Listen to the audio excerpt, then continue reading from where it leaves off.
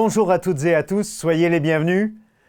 Je suis à nouveau en compagnie de David Sabatier. Bonjour David. Bonjour Manuel. David, tu m'as fait très peur l'autre fois. Ah.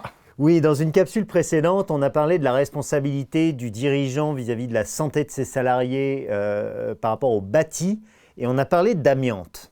Oui, c'est vrai. Tu te souviens? Très bien. Est-ce que j'aimerais bien qu'on parle de cette amiante parce qu'elle est encore présente, tu en l'as dit. Qu'est-ce que c'est l'amiante au juste? Alors déjà, on va quand même situer qu'est-ce que l'amiante, effectivement. Ouais.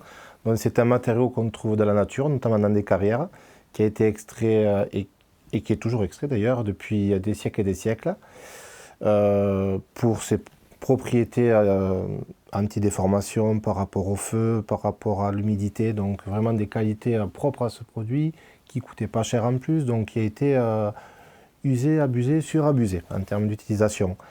Après-guerre, il y a eu une grosse envolée de l'amiante, sauf que dans les années 70, ils se sont rendus compte qu'effectivement, il y avait une dangerosité avérée pour la santé, d'un point de vue notamment pulmonaire. Donc les années ont passé, il y a eu vraiment des discussions qui se sont faites. Il y avait des enjeux économiques aussi pour de grosses sociétés. Et donc en 1997, en France, ils ont interdit l'amiante. Pourquoi tu insistes sur le « en France » ? Parce qu'à l'heure actuelle, nous sommes en 2022, il y a encore des pays qui vendent et qui utilisent de l'amiante. Oh. Oui, au détriment de la santé. Et oui, c'est la vraie vie. Encore une fois, c'est la vraie vie. Ouais. Alors, le rôle d'un diagnostiqueur, c'est de pouvoir mettre le doigt quelque part sur s'il y a de l'amiante ou pas. Où est-ce qu'on trouve cette amiante dans un logement ou dans une entreprise, dans un bâtiment? Déjà, la plupart des logements qui ont été construits, surtout dans les années 70-80, il y en a quasiment partout.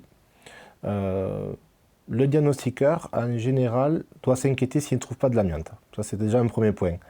Après, les matériaux les plus connus sont les matériaux en fibrociment, dont les tôles ondulées qu'on peut avoir sur des garages, les conduits gris pour les évacuations de fumée, les sanitaires dans les immeubles des années 70.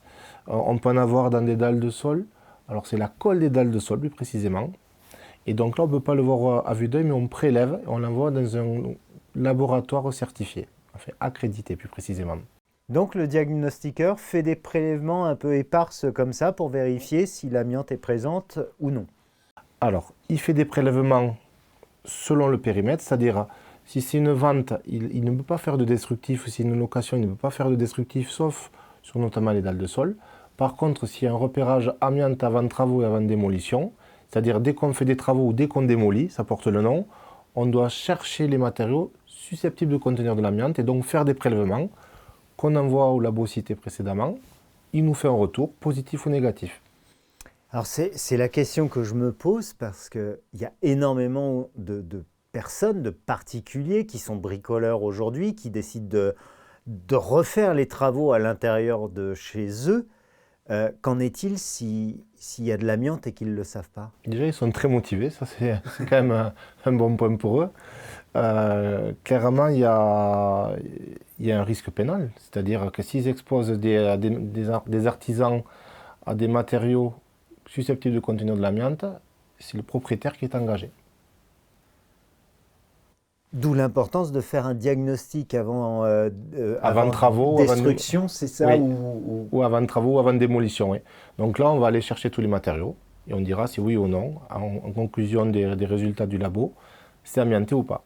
Et donc là, après, ils évacueront de différentes sortes cette amiante. Alors justement, parlons de cette évacuation. Une fois qu'on a repéré, que le diagnostiqueur a repéré les endroits où il y avait de l'amiante et qu'il fallait enlever pour protéger tout le monde, comment ça se passe? Qui s'en occupe? Est-ce qu'on peut le faire soi-même? Alors, il y a deux possibilités. La possibilité la plus simple et la plus encadrée, c'est faire appel à un désamianteur. C'est lui qui va s'occuper d'évacuer l'amiante.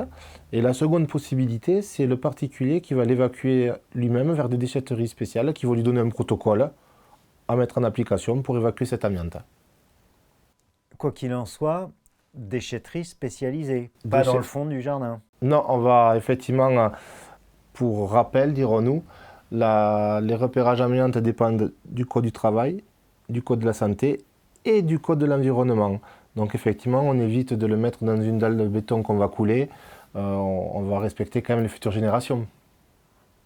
Merci beaucoup David pour cet éclairage et je pense que ça a interpellé peut-être plusieurs bricoleurs ou bricoleuses qui se diraient tiens on va se lancer dans la réfection totale de la salle de bain. L'idée c'est de faire un diagnostic avant. Complètement.